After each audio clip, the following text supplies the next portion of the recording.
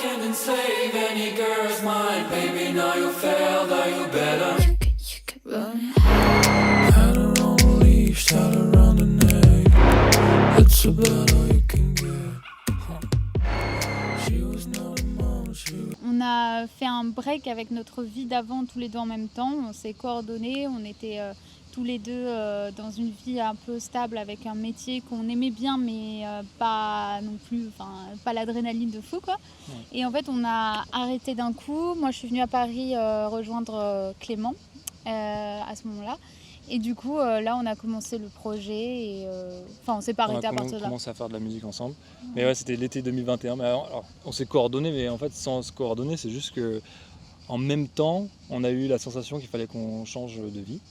Ouais. Et on s'est retrouvés en Grèce pour les vacances. Ouais. Et en fait, on a commencé à discuter et je me suis dit, moi, je ferais peut-être de la musique. En tout cas, j'ai envie d'essayer ça avant qu'il soit trop tard, dans le sens où certains métiers, par exemple, moi, j'étais en finance. Plus on avance et plus c'est dur de faire marche arrière puisqu'on gagne en responsabilité, etc. Et donc à ce moment-là, c'est peut-être qu'on pourrait faire de la musique ensemble en fait. Puis on était tous les deux en carence de sensations professionnelles en tout cas, ou d'accomplissement professionnel. On avait envie de vivre des choses un peu hors du commun, de prendre des risques parce qu'on se disait, bon, ok, alors là on est dans un rythme où on va se caser, avoir une maison et avoir le boulot stable et c'est fini. Les étapes sont déjà tracées. Ouais, fin des challenges quoi. Donc du coup on s'est dit bon on va quand même tenter un truc et on s'est mis à fond sans se poser de questions, on n'a jamais eu de doute jusqu'à présent. Et on a toujours fait de la musique ensemble par contre quand on était plus jeunes. Moi je faisais du piano et on chantait tous les deux sur des musiques qu'on aimait bien. Mais on s'est jamais dit qu'on ferait ça de manière professionnelle à part à ce moment-là.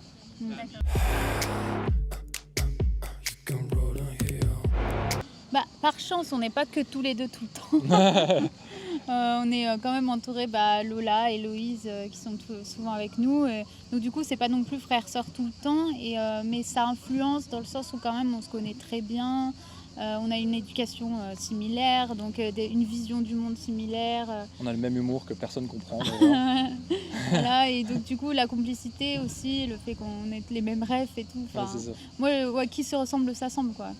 Et là où ça nous aide, c'est que du coup, on n'a aucun problème à être quasiment tout le temps fourrés ensemble, quoi. Donc, moi, on a un studio qui est chez moi, et Laure vient tous les jours, et elle a son bureau dans ma chambre, et moi, je suis dans le salon. Et je pense que si c'était pas quelqu'un d'aussi proche, on pourrait pas être tout le temps chez l'un ou chez l'autre. Peut-être avec un ami, ça aurait pas marché, en fait. Ouais. Comme on a grandi ensemble, on a déjà vécu ensemble. Et donc du coup je pense que ça se fait.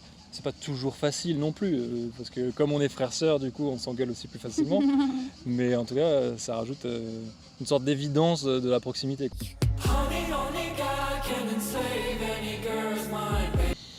Alors du coup c'est Clément qui compose au max. Nous on s'était basé sur Billie Eilish à la base quand on a commencé à composer et en fait on s'était dit c'est génial ce qu'elle fait etc. Et on a commencé à se baser là-dessus mais après il y a eu beaucoup d'autres influences qui t'ont...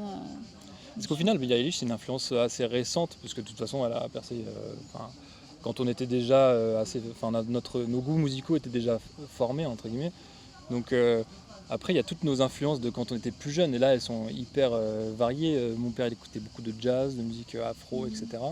Et ma mère, c'était plus musique classique. D'ailleurs, on a fait un peu de... C'était l'académie de musique, donc une formation un peu classique de musique, etc. Et tout ça, ça se mélange. Ouais.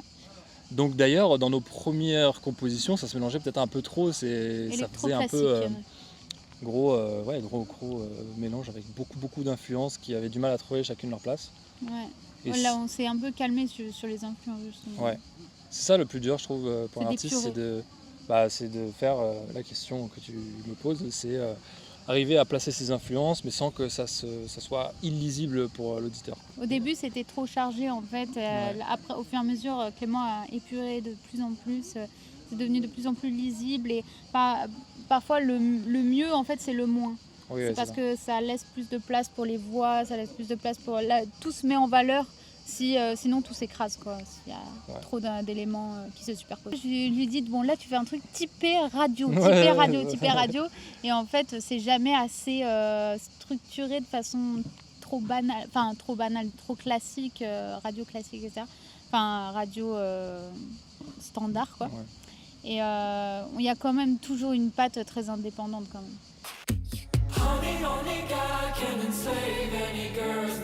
Bah, c'était la première expérience professionnelle en studio avec des ingé sons, etc. C'était au Donc- bout d'un an, même pas un an de création du projet. Donc. C'était un ancien projet qu'on avait, c'est les prémices un peu qui ont après donné lieu à Specimen, le projet actuel. Et c'était ces musiques un peu avec beaucoup de styles, c'était très différent de ce qu'on faisait aujourd'hui. Beaucoup plus pop, beaucoup moins électro, plus lumineux, etc. Donc, pas du tout électro dark comme Specimen. Et ce concours, on l'avait gagné en se présentant, comme tous les concours. Et ça nous avait donné accès à une semaine de studio pour Ouais. enregistrer nos sons. Ouais, Et là, ensuite, une semaine de mixage. Parce que du coup, juste pour faire très rapide, un morceau, on l'enregistre, on fait des prods, des maquettes. Mais ensuite, pour que ce soit dans un album, etc., il faut qu'un ingénieur équilibre les sons, etc. C'est sa phase qu'on appelle le mixage. Et après le mastering pour égaliser un peu tout. Et donc ça donnait accès à toutes ces étapes dans un studio professionnel qui était le Red House. c'est très professionnalisant en vrai, on a appris beaucoup de choses. Déjà, on a appris à s'enregistrer dans un studio, comment ça fonctionnait, l'ingé son, le mixeur, qui était la même personne, l'ingé son, le mixeur. Et du coup, on a commencé à apprendre parce qu'au début, on était vraiment voués à nous-mêmes. On était tous les deux, on connaissait rien de l'industrie de la musique, rien du fonctionnement de la préparation d'un album, etc. Donc ça nous a vraiment plongé dans le milieu et petit à petit, en fait, au fur et à mesure des rencontres, on a commencé à se dire « Ah, c'est ça l'écosystème de l'industrie musicale. » Exactement, c'est vrai. On a tout découvert sur le tas et on continue à en découvrir. C'est ça, parce que c'est vraiment obscur comment ça fonctionne la musique. Ouais. D'un point de vue extérieur, on voit les stars, c'est tout, on voit que les stars en fait. Ouais. Et on comprend pas comprend du pas, tout comment ça fonctionne, les tourneurs, les managers, justement les ingénieurs, etc. Les maisons de disques, ce que ça veut dire, qui c'est, est-ce qu'il y a vraiment besoin, etc. Donc là, on a commencé à comprendre, mais on continue à se former. On connaît pas encore tout, mais c'est sûr que là, c'est. Et puis pour faire rappel au début de l'interview, c'est aussi une des premières fois où on s'est dit putain, on peut gagner un truc, ça peut démarrer, on peut. En fait, Oui. il y a pas. On peut intéresser des professionnels en fait aussi. Enfin voilà, au début on enchaîne un peu les barrières et puis là c'était une porte ouverte et ça a été une des premières et c'est pour ça qu'on décrit ça comme un tournant.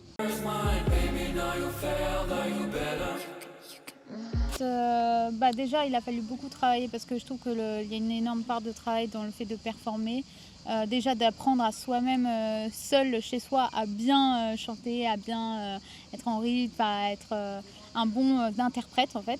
Donc déjà c'est la première chose et après il y a la formation sur scène qui devient un autre... ça n'a rien à voir avec le studio quoi.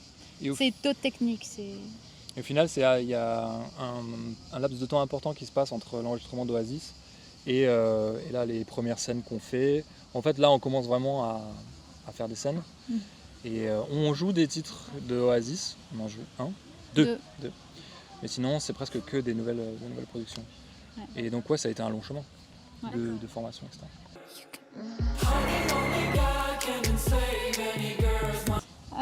Déjà, le nouveau projet, il ressemble pas... En fait, ça ressemble beaucoup plus à notre titre Only God, qui était très électropop, un peu épique, si je peux le définir comme ça, et assez dark. Et en fait, le nouvel album va vraiment être vraiment très électropop. Il y aura plus cette touche un peu summer qu'il y avait dans Oasis. Et ça va être très cyber-urbain, ça va être très justement organique et électronique. Et ça va nous représenter vraiment comme Specimen, le projet cyber électro. C'est beaucoup plus personnel, ça nous ressemble beaucoup plus. Et ça va déchirer quoi.